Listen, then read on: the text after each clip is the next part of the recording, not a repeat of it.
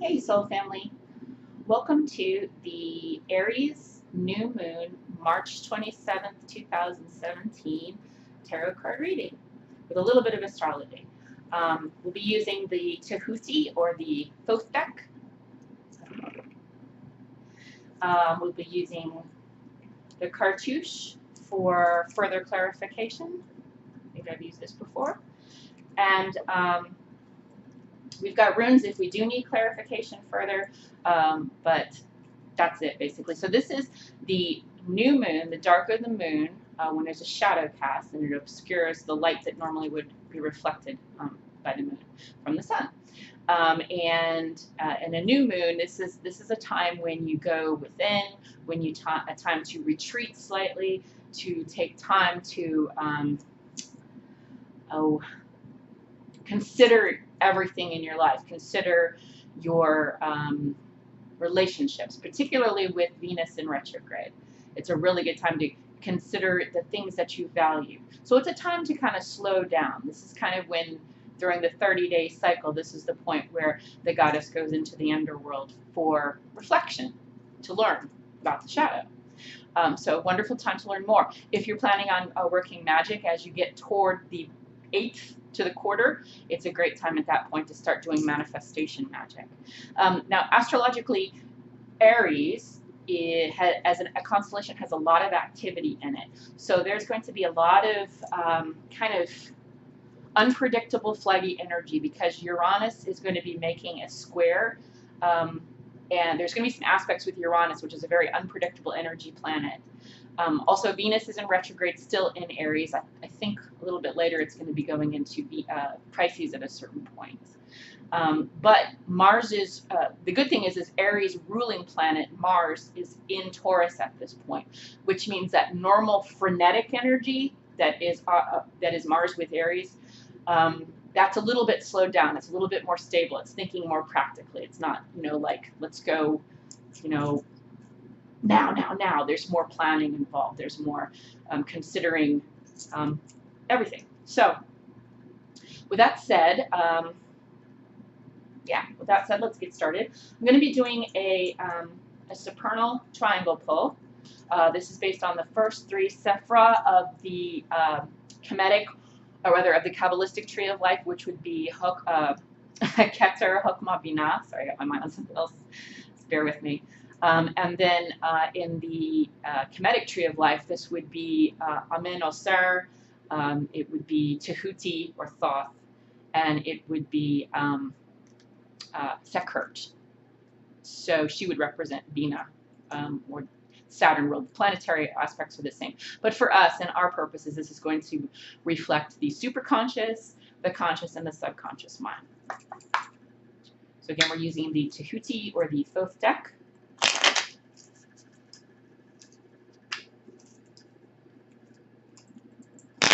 Oops, didn't like that.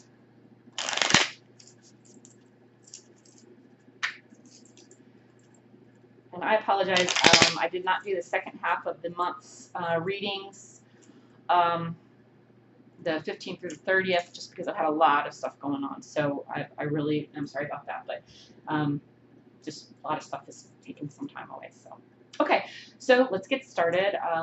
What do we, as a human family, considering all the astrological aspects, Venus still in retrograde, making us look over our past, look over the things that we value, look over our finances. What do we need to know with these odd aspects with Uranus, a very unpredictable, energetic planet in the sign of Aries, which is very high-powered, masculine, fiery, active energy, and with its ruling planet Mars going into Taurus, which is ruled by Venus. What is this all going to mean for us? Okay, superconscious. Superconscious, we got there we go. We got the Gemini card, or the Knight. Well, actually, in the Tahuti or the Thoth deck, the Knights kind of replace the Kings as being the most active energy, and they represent movement. So this would be the mutable sign. So this would represent Gemini energy, but in reverse, which tends to be nervous energy, which kind of makes sense with these odd, with these kind of strange attributes or aspects that that Uranus is making while in Aries. Let's see what's going on in our conscious mind.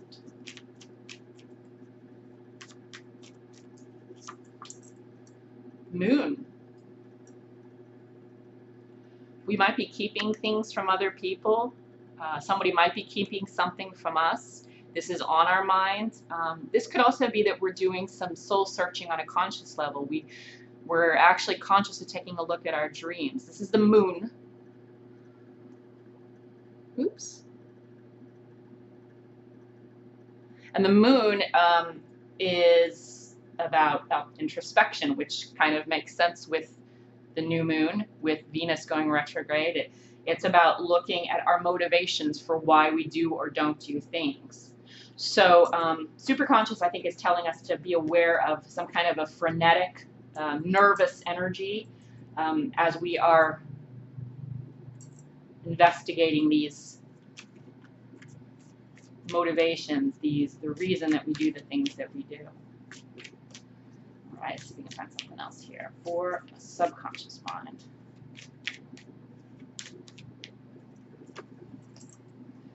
Oh, cool. And then for the subconscious mind, we got the High Priestess. So we really are going inward. There is a need, apparently, like a need to go deep within. There's an urgency, a need to really analyze, intellectualize. I think Spirit is trying to tell us perhaps that we're doing it nervously, or we're doing it with fear, or we're doing it a little bit too fast-paced. Right now, about the attributions that are occurring right now, the aspects is there's not a lot of water activity of the zodiac or constellations that are out there. The only one, which is by some astrologers not even considered water, but is considered ether, that has any planetary activity in it at the moment is Pisces. Pisces is very often thought by Western astrologers as being ether. So they don't always count that as water. So with nothing in Scorpio and nothing in Cancer, planetary-wise, and all of the activity in air and fire, right? Big heavy hitters in fire, like, well, Aries has Uranus. It has Venus in retrograde. Mars is in Taurus, that's Earth. Saturn is an earthy sign, is an earthy planet, but it is in Sagittarius at the moment. So it's either Earth, but that's very little Earth, but it's mostly fire and air. There's also Libra is in, Jupiter is in Libra, which is making all of these aspects at direct opposition with Uranus and Aries, you know, kind of expansive. So whatever is frenetic, energetic, and unpredictable that's occurring in the fiery constellation of Aries with the unpredictable planet of Uranus, when it's in direct opposition with Jupiter in Libra, it's making everything, particularly with relationships, seem bigger, more express, more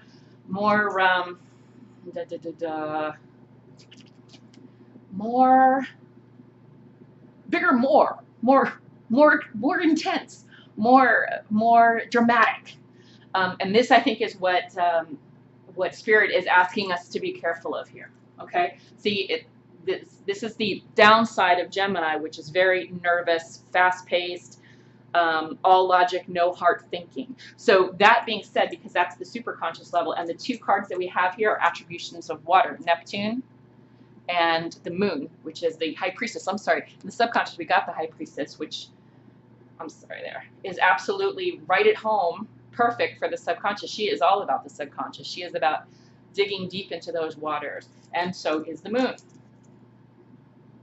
She is ruled by the moon. So we want to go deep. We want to find out why we do. I think this is actually really very good. We want to go deep. It's on our mind to go deep and find out why we do the things that we do in relationships, in our life. How do we sabotage ourselves?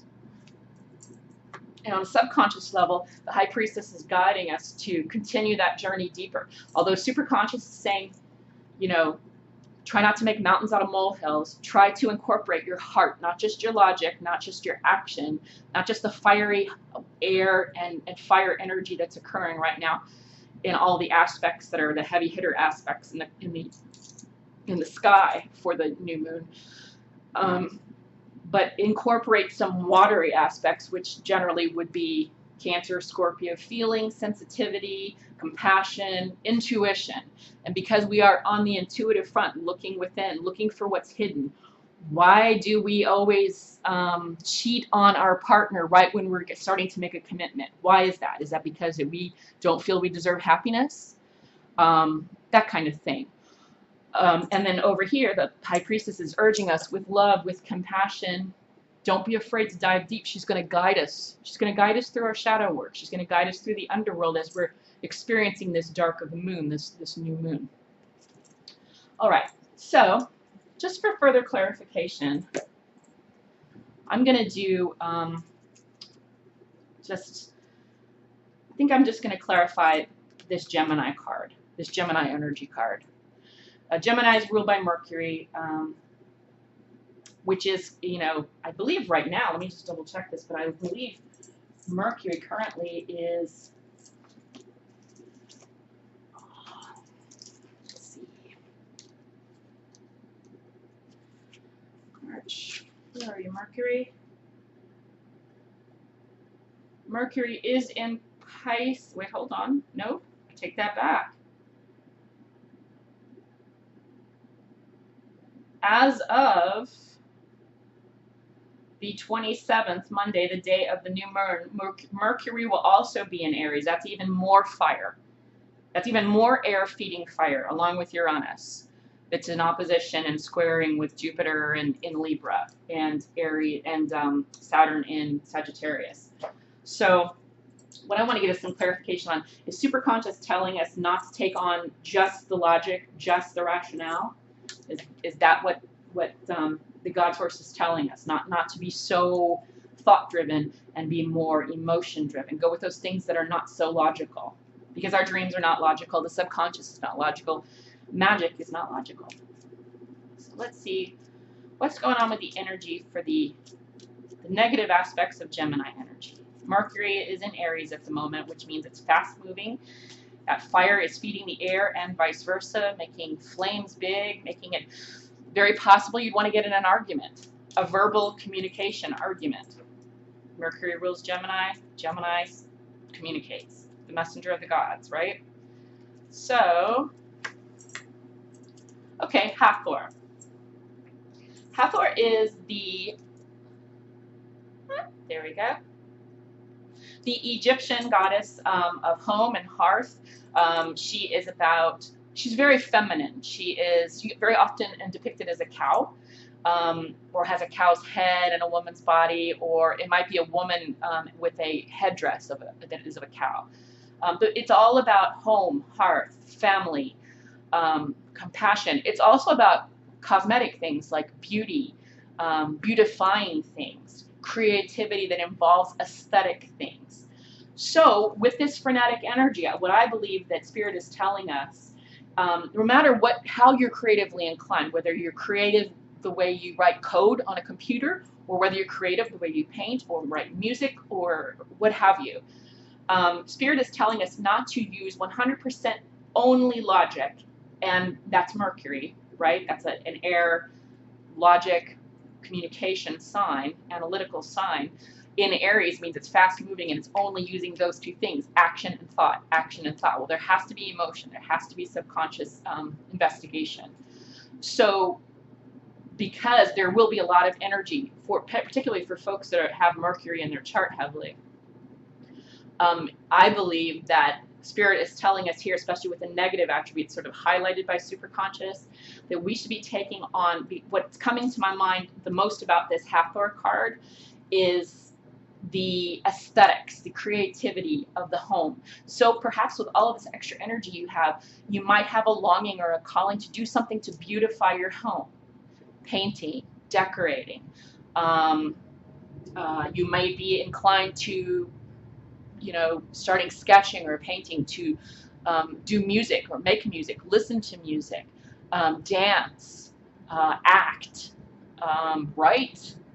Or again, if you're more the analytical type and you truly are Mercury related, then maybe this is the time to start doing things that are analytical. The Ptah stuff, the things like installing a bookshelf, making sure everything has the right angle. Expending this energy not so much on cutting, cruel, mean words in your interactions with people, especially as you're doing some investigation, you know, as you're doing some deep shadow work here. Rather than focusing so much on the communication, Hathor is urging you here to employ what creativity that you have, in whatever capacity that is, and create something beautiful. Leave something beautiful behind with this energy that you have. Something that's going to please you and others, something that's pleasing to the eye. That's the vibe I'm getting. Something that either tastes good, something sensual, something that looks beautiful, tastes beautiful, is comfortable, sounds beautiful, something that is delightful to the senses. That's the message that I'm getting.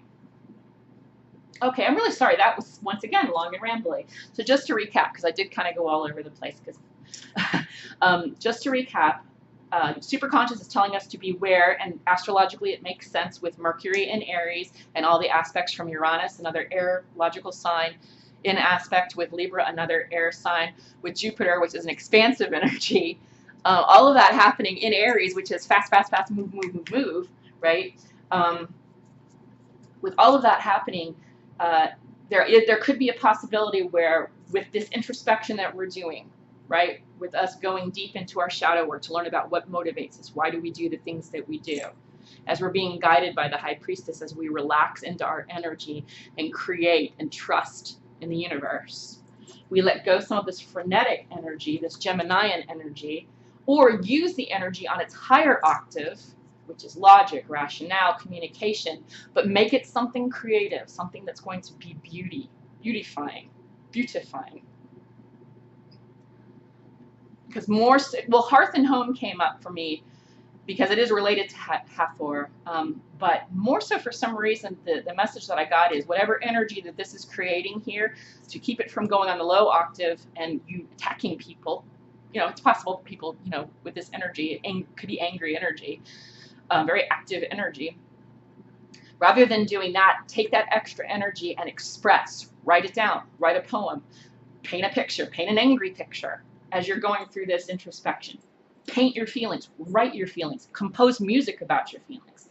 You know, something like hard driving rock or deep minor key classical or jazz, or you know, something frenetic and dissonant. You know what I'm saying? You're not there. How can you know what I'm saying? Anyway. So anyway, that's all I wanted to say. So take this extra energy because it's on your mind to go deep, but because some of the things you'll find there in the shadow as you're being guided by our good lady here, right? This is the lady we all know who shines white light and wants to show. Like white light and wants to show. As she's guiding us, there could be an instinct to feel hurt by something and therefore let people have it. Gemini on the lower octave or Mercury on the lower octave is communication without thought, all rationale, no heart. Hathor is imploring us to take that energy with compassion, because remember, this is a compassionate and intuitive journey that we're taking for ourselves and our own growth. Hathor's reminding us to take this extra energy that Mercury and Uranus's placement in Mars, the high impact, high energy sign, is creating, but use that to create something that will leave beauty, feel beauty, smell beauty, taste beauty, or hear beauty. Sorry, that was totally out there. Use your energy to create is basically what I'm getting at. Boy, that was talky. Okay, so that's about it. I hope this was helpful. Again, I apologize. I'm going to have to go down to doing 1 month readings for the signs, but I will make them longer. It's just too much to do it twice. Well, lately it has been. Perhaps things will slow down for me coming up soon. All right, so it's wonderful weather where I am. I hope that you're enjoying the beginnings of spring or autumn, depending on where you are in the world. And that's all that I had. So thank you very much for taking the time to watch. And you take care. Oh, and happy full moon.